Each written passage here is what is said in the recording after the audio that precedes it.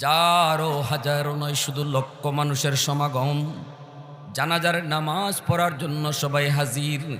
বিশাল বড় ময়দান। ঘোষণা করে দেওয়া হলো, আসুনি এমন কেউ থাকলে তাড়াতাড়ি এসে জানাজা পড়াও। হুজুর মরণের আগে ওসিয়ত করে গেছেন, এমন কোনো মানুষ থাকলে তাকে দিয়ে জানাজা পড়াবা। যদি না পাওয়া যায় তাহলে জানাজা ছাড়াই আমাকে দাফন করবা। তাহলে বোঝা গেল আল্লাহর ওলি তিনি দুনিয়ায় থাকতেই জানতেন এমন একজন মানুষ অবশ্যই আছে, ঠিক না? নাইলে এই কথা কেন কইতেন যে তাহলে আমারে জানাজা ছাড়াই দাফন দিলাই? ভাই, জানাজা ছাড়া দাফন কেউ হয় নাকি? হ্যাঁ, উনি কইছে যদি নাওই পাও জানাজা ছাড়া দিবাই, তাহলে বোঝা গেল আল্লাহর ওলি তিনি জানতেন আর উনি জানতো, দুনিয়ার আর কেউ না জানলো। এরা দুইজনের জানাজানে ছিল। এক অলি আর এক অলির খবর জানে, মানিকে মানিক চিনে, রতনে রতন চিনে, ঠিক কিনা ভাই? প্রশংসা করবো কার? আওয়াজ দিয়া বলো কার? ওয়াহদত কি হিফাজত নেহি বেকুওতে বাজু, वहदत की हिफाजत नहीं बेकुव्वत बाजू, आती नहीं कुछ कमी अक्ल खुदा दाद, आती नहीं कुछ कमी अक्ल खुदा दाद। ऐ मर्द खुदा तुझको कुव्वत नहीं हासिल, जा बैठ किसी गार में अल्लाह का कर याद। ये सच है कि बातिल की तरफदार नहीं हम, गद्दार न समझो हमें गद्दार नहीं हम। फूलों की तरह नरम मिजाज अपना है नजार, हम तीर नहीं नेज़ा व तलवार नहीं हम तीर नहीं नेज़ा व तलवार नहीं हम। मुसलमाনের আওয়াজে কও আল্লাহু আকবার। হয় নাই আরো জোরে আল্লাহু আকবার।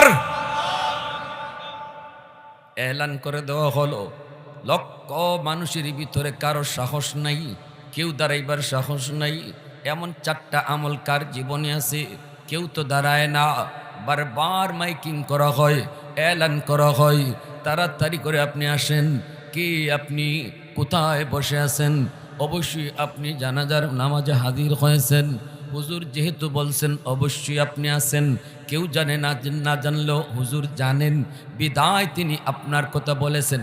কোথায় আপনি তাড়াতাড়ি আসেন, জানাজা এসে পড়ান। হাজারো হাজার উলামায়ে কেরাম মজলিসে উপস্থিত, কিন্তু কেউ সাহস করে না। এমন চারটা আমল কার আছে? কেউ সাহস করে না জানাজা পড়ানোর, কেউ তো দাঁড়ায়ও না। এই অবস্থায় এলান করে দেওয়া হলো, তাহলে জানাজা ছাড়াই হুজুরকে এখন দাফন করা হবে। যেই মাত্র এই ঘোষণা হয়, হঠাৎ করে একজন মানুষ লক্ষ মানুষের ভিতর থেকে আস্তে করে রুমালটা দিয়ে মুখটা ডাইকা দাঁড়াইয়া সোজা জানাজার দিকে, লাশের দিকে আসতেছে। আল্লাহু আকবার জোরে কইবেন না? আর একটু জোরে কোন আল্লাহু আকবার। লক্ষ মানুষ তাকায় রইল, কিন্তু মুখ দেখে না কেউ। রুমাল দিয়া মুখটারে ঢাইকা লাশটার দিকে আসতেছে জানাজা পড়ানোর জন্য। সামনে আসলো, আইসে আল্লাহর ওয়ালি কুতুবউদ্দিন বখতিয়ার কাকি রহমতুল্লাহি আলাইহি, ওনার চেহারার উপর থেকে কাফনের কাপড়টা সরাইলো।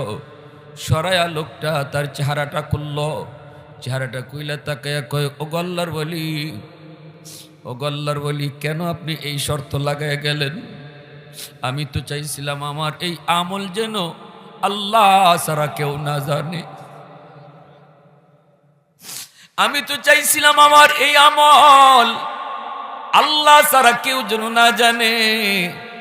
আপনি কেন এই শর্ত লাগায় গেলেন? আপনি জানতেন আর আমি জানতাম। আমিও তো আপনার কিছু গোপন আমল জানি। আমি তো কোনোদিন আপনার গোপন আমল কারো কাছে প্রকাশ করি নাই। বিনিময়টা আপনি তো আপনার আমলের আল্লাহর কাছ থেকে 100 বুঝা নিয়ে নিবেন, কিন্তু আমার আমলটা আপনি কেন প্রকাশ করলেন? আমি তো বিনিময়টা শুধু আল্লাহর কাছে চাইছি। আল্লাহু আকবার। আমি তো আমার গোপন আমলের বিনিময় শুধু আল্লাহর কাছ থেকে শুধু চাইছিলাম। আপনি কেন এটা প্রকাশ করলেন? এই বইলেই কয় জানাজা দাঁড়াও। জানাজার রেডি হয়ে গেল, তিনি জানাজার নামাজ পড়ে ফেলছেন। আর বলছিলেন এতটুকুই, যদি এক বিন্দু পরিমাণ আমি আল্লাহর কাছে পুরস্কার কম পাই, এজন্য আমি কিয়ামতের মাঠে আপনাকে আল্লাহর সামনে দায়ী করব। সুবহানাল্লাহ, জোরে কর। তালিবে মৌলা হো মেরে ইশকে নিরালা, मैं तालिबे मौला हो मेरे इश्क़े निराला, है जुमला जहाँ जिनकी तजल्ली से उजाला, है जुमला जहाँ जिनकी तजल्ली से उजाला, मादरुद जहाँ गैर खुदा यार नदारम, जुज़ याद खुदा ही चिदिगुर कार नदरम, जुज़ याद खुदा ही चिदिगुर कार नदरम। মুসলমানের আওয়াজ এখন আল্লাহু আকবার। বাইরে এবার আপনাদের জানার ইচ্ছা হয় কি হয় না, এই লোকটা কেডা? কার কার হয়? একটু হাতটা উঠে আল্লাহরা দেখেন। আল্লাহ তুমি কবুল করো, জোরে কোন আমিন। কে সেই মানুষ? তিনি কোনো আলেম নন, তিনি কোনো আলেম নন। তিনি কে? অবাক হবেন, অবাক। আমরা মনে করি কোন সরকারের পদে বসলে পরে খালি চুরি আর ডাকাতি শিখতে হয়, সরকারি পদে বইসেও আল্লাহর ওলি হওয়া যায়। এই যুগে আমাদের এটা মাথায় আসে না, ঠিক না? আমরা মনে করি যে যত বড় সরকারের চেয়ারে বইছে হে তত বড় ডাকাইত হইছে। কিন্তু ওই যুগে তিনি কে? দিল্লির সুলতান, দিল্লির সুলতান যার নাম ছিল শামসুদ্দিন আলতামাস রহমতুল্লাহি আলাইহি। আল্লাহু আকবার। শুধু মন্ত্রী না, তিনি সুলতান, তিনি বাদশাহ, তিনি দিল্লির বাদশাহ, যার নাম ছিল শামসুদ্দিন আলতামাস রহমতুল্লাহি আলাইহি। এত বড় আল্লাহর ওলি তিনি কে? তিনি ওই কুতুবউদ্দিন বখতিয়ার কাকিরি শাগরিদ, উনারই শাগরিদ, উনারই শাগরিদ। উনার কাছ থেকেই তিনি আল্লাহকে চিনছেন, ইনার কাছ থেকেই তিনি মারিফত নিয়েছেন। এজন্য ফিরি ফিসাব ছাত্ররে ভালো করে চিনত। তিনি বুঝতেছেন আমার ছাত্র এমনই, আমার শাগরিদ এমনই।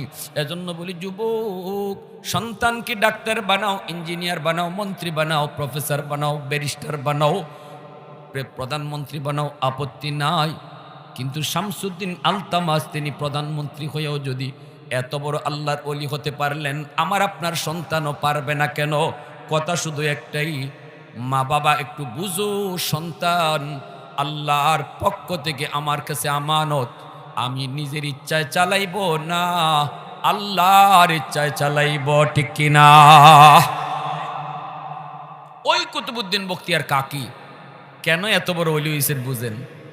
মা শিশুকালে নিয়ে গেছে উস্তাদের কাছে, উস্তাদজি আমার ছেলেটারে মুসলমানি শিখান দিয়া, তো মা চলে আসছে। এবার উস্তাদ কইতেছে বাবা পড়ো আলিফ বা তা সা। কিন্তু ছোট্ট কুতুবউদ্দিন তিনি বলতেছেন উস্তাদজি আলিফ বা নয়, আলিফ লাম মিম, যালিকাল কিতাবু লা রাইবা ফীহ। উস্তাদ শিখায় কই বাবা পড়ো আলিফ বা তা সা, কিন্তু ছোট্ট বাবু কুতুবউদ্দিন কয় আলিফ লাম মিম। শুধু আলিফ লাম মিম শেষ না, আল্লাহর কোরআনের 15 পারা উস্তাদের সামনে এক বসায় হিফজ শোনায়া দিলেন। অবাক হয়ে উস্তাদ শুনতেছেন, অবাক হয়ে শুনেন, আর উস্তাদের চোখ দিয়ে দর দর করে পানি ঝরে। বাবারে কি শুনাইতেছ রে বাবা? মা কইল আলিফ বা শিখাইমু, আর তুমি কিনা আমাকে আলিফ লাম শিখাও। বাবা পর, আরো পর, আল্লাহু আকবার।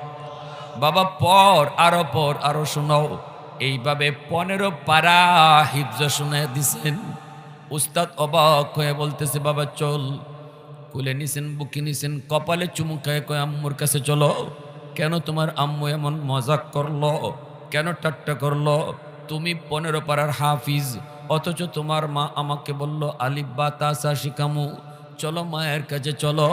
পর্দার আড়াল থেকে ডাক দিয়ে কয়, মা কেন তুমি মজাক করলা, ঠাট্টা করলা কেন? মায় কই, উস্তাদজি কি হয়েছে? কয় তুমি বলেছ উস্তাদে কয় আলিফ বা তাসা শিখামু, কিন্তু না তোমার ছেলে তো আলিফ বা পড়ে নাই, সে তো আলিফ লাম মিম কইয়া কোরআনের 15 পারা শোনাইছে। মা চিৎকার দিয়ে আল্লাহু আকবার কইয়া জমিনে সাজদায় পড়ে গেছে। মা আল্লাহু আকবার কইয়া জমিনে সাজদায় পড়ে কান্না করে আর কই, উস্তাদজি খোদার কসম, খোদার কসম আমি মা নিজেও জানি না, আমি মা নিজেও জানি না আমার কুতুবউদ্দিন কেমন করে 15 পারার হাফিজ হয়েছে। তবে যদ্দূর মনে পড়ে আমি মা ছিলাম 15 পারার হাফেজা। আমি আমার কুতুবউদ্দিনকে যখনই দুধ খাওয়াইতাম, কখনো অজু সারা আমি দুধ পান করাই নেই। আমি মা মনে পড়ে যখনই দুধ পান করাইতাম তখনই কোরআন তেলাওয়াত করতাম, মনে হয় দুধের সাথে তিলাওয়াত ঢুকছে। আল্লাহু আকবার, জোরে কোন আল্লাহু আকবার। ও আমার মা, দিলটা নরম করে কথাগুলি বুঝো, একটু বুঝো গো মা। দুধের সাথে মায় তিলাওয়াত করলে যদি তিলাওয়াত দুধের সাথে যায় ঢুকে, মা যদি সন্তানকে দুধ পান করানোর সময় টেলিভিশন দেখে গান শুনে, তাহলে গানের আওয়াজটাও দুধের সাথে ঢুকতে পারে কি পারে না? এজন্যই নবী বলেছেন, মা বাবা সতর্ক হও, সন্তানকে নিজের মর্জি মতো চালাও না, মর্জি মতো শিখাও না, তারে তুমি আল্লাহর মর্জি মতো চালাও। হারাম খানা কখনো খাওয়াইয়া বড় কইরো না। সন্তানকে তুমি আদর কইরা সন্তান যা চায় তা দিলা, কিন্তু হারাম পন্থায় লাভ নাই। এই সন্তান কিয়ামতের ময়দানে বাবার বিরুদ্ধে মামলা দিয়া কইব, আল্লাহ আমার বাবা হারাম খাওয়ানোর কারণে আমি আজকে বেনামাজি হইছি, আমি আজকে মদখুর হইছি, গাঞ্জাখুর হইছি, আমার বুজুর্গি নষ্ট হয়েছে, আমার মারিফত নষ্ট হয়েছে। বাবা সুদের টাকা ঘরের ভিতরে ঢুকাইছে, সুদের টাকা দিয়ে আমি সন্তানকে বড় করছে, যার কারণে আজকে তোমাকে আমি ভুলে গেছি। আল্লাহ আমার বাপরে আটকাও, আমার বাবারে আটকাও, বাবারে ডাবল শাস্তি দাও। যেই সন্তানের মায়ায় পড়ে তুমি হারাম ঘরে ঢুকাইছো, এই সন্তানই কিন্তু আল্লাহর আদালতে তোমাকে আটকায় দিবে। ইয়াউমা ইয়াফিরুল মারউ মিন আখিহি ওয়া উম্মিহি ওয়া আবিহি ওয়া সাহিবাতিহি ওয়া বানিহি। কিয়ামতের ময়দানের চিত্রটা আল্লাহ পাক এই 2-3 কথায় 4 কথায় আল্লাহ বুঝায় দিয়েছেন, বান্দারে আদরের বউটা তোর বউ থাকবে না, বউটাও হাসরের মাঠে তোর দুশ্মন হয়ে যাবে। আদরের মা মা থাকবে না, দুশ্মন হয়ে যাবে। আদরের ভাইটা ভাই থাকবে না, দুশ্মন হয়ে যাবে। কলিজার টুকরা সন্তান আর কলিজার টুকরা থাকবে না, হাসরের মাঠে তোমার দুশ্মন হয়ে যাবে। কিভাবে তুমি বাবারে আটকাইয়া নিজে বাঁচতে পারে? এজন্য বাপের ঘাড়ে সব দোষ দিবে, মার ঘাড়ে সব দোষ দিবে। এজন্য বলি যুবক, কখনো কখনো বোকামি করবা না, কখনো বোকামি করবা না। উলামায়ে কেরাম যা বলে নিজের থেকে কিছু বলে না, যা বলে যা শোনায়, আমার রসুল যা কইছে, আমার আল্লাহ যা কইছে তাই বলে তাই শোনায়। ঠিক কিনা জোরে কোন? কেউ মানে কেউ মানে না, কেউ মানে কেউ মানে না। আলেম উলামারা কয়, ভাই গাড়ি ভুল করেছ, ঢাকায় যাবা তুমি, কিন্তু গাড়িতে উঠছো তুমি মানিকগঞ্জের, ভাই এটা ভুল গাড়ি, গাড়ি থেকে নামো। উলামায়ে কেরামের দায়িত্ব হলো এলান করে দেওয়া, ওয়ামা আলাইনা ইল্লাল বালাগ, আমাদের দায়িত্ব হলো পৌঁছায় দেওয়া। ভুল গাড়িতে বসছো, এই নিউজটা তোমার কানে পৌঁছায় দেওয়া। বাকি গাড়ি থেকে কে নামবে, কে গাড়ি পাল্টাবে, এটা আলেমের দায়িত্ব না, এটা আল্লাহ বুঝবেন, এটা আল্লাহ বুঝবেন। উলামায়ে কেরামের দায়িত্ব গাড়ি থেকে টাইন্না নামানো নয়। উলামায়ে কেরামকে এই দায়িত্ব আল্লাহ দেয় নাই। কইবাই ভুল গাড়ি, এরপরে সিট থেকে টাইন্না গাড়ি থেকে নামাইবা, এই দায়িত্ব আল্লাহ উলামায়ে কেরামকে দেন নাই। নবীকেও এই দায়িত্ব আল্লাহ দেন নাই। নবীরও দায়িত্ব ছিল লাস্তা আলাইহিম বিমুসাইতির, নবী গো আপনি দারোগা নন, আপনাকে লাঠি দিয়ে আমি পাঠাইছি না। উম্মতকে বুঝাইবেন এভাবে চললে আমি খুশি, এভাবে চললে আমি আল্লাহ নারাজ। এই কথা বুঝাই দেওয়া তোমার দায়িত্ব, লাঠি হাতে নেওয়া তোমার দায়িত্ব না। কে মানবে কি মানবে না সেটা আমি আল্লাহ বুঝবো, ঠিক না? উলামায়ে কেরামের কথা মাইনা এখানে হয়তো কেউ বা নিয়ত করবে না ভুল গাড়ি থেকে নামবো, সঠিক গাড়িতে উঠবো, সে তো সফল, সে সার্থক। নিয়ত যদি করে না আজকে থেকে আর নিজের মর্জি সন্তানের ব্যাপারে চালাবো না, সন্তানকে আমার আল্লাহর মর্জি মতো বড় করব, আল্লাহর মর্জি মতো তারে শিখাবো, আল্লাহর মর্জি মতো তারে পড়ালেখা করাবো, তাহলে সে গাড়ি বদলাইলো, আলেমদের কথা মানলো, কপালে হেদায়েত নসিব হলো। আর কিছু মানুষ আছে শুনবে ঠিকই কিন্তু মানবে না। যেমন গাড়িতে যদি এলান করি, কিছু মানুষ আছে এমনও কইতে পারে ধুত মিয়া সিট কাটছি বইছি, আরামে সিটটা নিয়ে বইছি, গাড়ি থেকে নামবো না। গাড়ি ভুল হলে হোক, নিয়ত আমার ঢাকা, গাড়ি এখন যেদিকে খুশি ওই দিকে যাক, নিয়ত আমার ঢাকা। নিয়ত যদি খালি ঢাকায় রাখে গাড়ি, এই গাড়ি কোনোদিন ঢাকায় যাইব? কোনোদিন? আমরা এখানে যারা বসছি সবার নিয়ত জান্নাতে যাওয়ার, ঠিক না? কিন্তু অবশ্যই আমরা নিয়ত জান্নাতের, কিন্তু অনেকেই গাড়ি উঠতে বয়ে রয়েছি জাহান্নামের, অনেকেই আমরা জাহান্নামের গাড়ির প্যাসেঞ্জার। এখন আমরা যারা দূর থেকে আসে আলেম ওলামা, আইয়া এতক্ষণ 1 ঘন্টা বুঝাই খালি কইছি ভাই গাড়ি বদলাও, নিয়ত তোমার জান্নাত জাহান্নামের, গাড়ি বদলাও।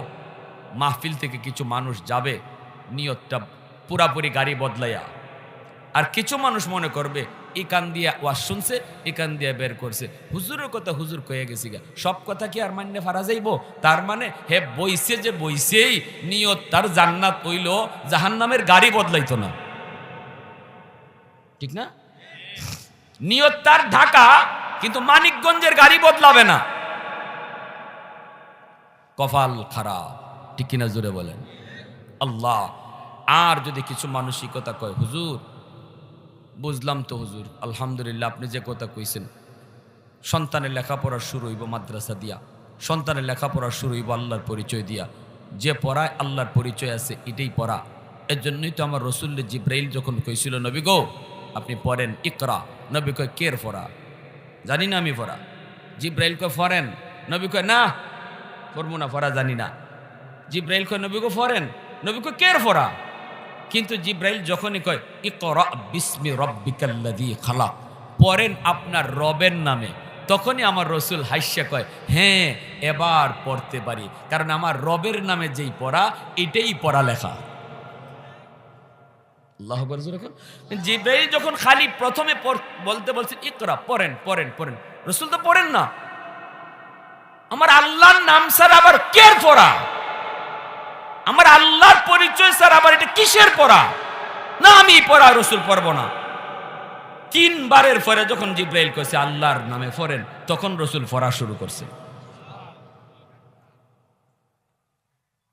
প্যারে হাজিরিন, হাত জোর করে বলবো, অনুরোধ করে বলবো, রোগ আমাদের যে জায়গায় এখানে ঔষধ দেন। সন্তান নিয়ত করেন যে যাই বানান বড় হওয়ার পরে, কিন্তু পড়ালেখা শুরু হবে আমার আল্লাহর পরিচয় দিয়া। 5 বৎসর নুরানি মাদ্রাসায় পড়াইবেন, স্কুলে 5 বৎসর পড়াইবেন, প্রাইমারিতে কি শিখবো? আগডুম বাগডুম গোরাডুম সাজে, ডাক দুল বাজে। তো বাজলে কি হইছে? কি হইছে এটা কিতা? ডাক দুল বাজলো তো হে কি শিখলো? ব্যাঙ্গের ফাল, সাইকেল দৌড়ানি, কি শিখলো? কিন্তু এই 5টা বছর আমি নষ্ট করলাম সন্তানের, তাও কোন বছর? তার জীবনের ফাউন্ডেশন। আরে ফাউন্ডেশন যদি মজবুত হয়, বিল্ডিংও মজবুত হয়। শিশুকালটা হলো ফাউন্ডেশন জীবনের। এই 5টা বছর যদি মাদ্রাসায় পড়ান, তার জীবনের ফাউন্ডেশন মজবুত হলো ইসলামের উপরে, কোরআনের উপরে, ইসলাম আল্লাহর পরিচয়ের উপরে মজবুতির সাথে ফাউন্ডেশন করে উঠলো। আর যদি নিয়ত করেন হুজুর না হুজুর আপনার মতো একজন আলেম হইতো, আমরা হাফিজ সাহেবের মতো একজন হাফিজ হইতো, আজকে যে কয়টা ছেলে হাফিজ পাগড়ি নিছে হুজুর দেখকে আমার কলিজায় লাগছে, আজকে যেই বাচ্চাগুলা পাগড়ি নিছে এই বাচ্চাগুলার মা বাবার কলিজায় এই সময়টাতে কি পরিমাণ আনন্দ লাগছে, এই বাপমার কলিজায় কি সুখ বইতেছে, পৃথিবীতে অন্য কোনো বাপমা সেটা বুঝবে না। ঠিক কিনা জোরে বলেন? আপনাদেরও মনের ভিতরে ইচ্ছা, হাই রে আজকে যদি আমার ছেলেটা এরকম পাগড়ি পরতো, আর যদি এরকম হুজুরা বলতো অমুকের ছেলে আজকে 30 পারা কোরআন সিনায় নিছে, তার ছেলেকে পাগড়ি দিতেছি। মনের ভিতরে এই ইচ্ছাটা সকলেরই জাগে। দুনিয়ার ধন্য ওই বাবা, ধন্য ওই মা, যেই বাবার সন্তানের মাথায় 30 পারা কোরআন মুখস্থর পরে মাথায় পাগড়ি পরানো হয়। কারণ কিয়ামতের ময়দানে আল্লাহ কইব, কই তোমরা মা বাবা? নবীর বাপ মা এসে কইব, আল্লাহ আমি অমুক নবীর আম্মা, অমুক নবীর আব্বা। আল্লাহ বলবেন, আমি কোন নবীর বাপ মারে খুঁজি না। সাথে সাথে একজন হাফেজের বাবা, হাফেজে কোরআনের মা, একজন আলেমের বাবা, আলেমের মা এসে কইব, আল্লাহ আমি অমুক হাফেজে কোরআনের মা, অমুক আলেমের বাবা।